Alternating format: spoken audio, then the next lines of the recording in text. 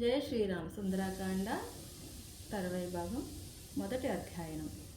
మహాబుద్ధిశాలి అయిన హనుమంతుడు తన నీడను పట్టి లాగివేస్తున్న ఆ జంతువు సింహికయే అని గ్రహించి వర్షాకాలం మేఘల్న తన దేహాన్ని విస్తృతించాడు.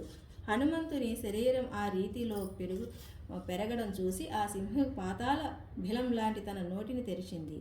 మేఘపంక్తిలా ఆమె గర్జిస్తూ హనుమంతుణ్ణి వెంబడించింది. అప్పుడు బుద్ధిశాలి అయిన హనుమంతుడు తన శరీరమంతా ప్రమాణంలో ఉన్న ఆమె తెరవబడిన నోటిని ఆయువు పట్టును చూశాడు.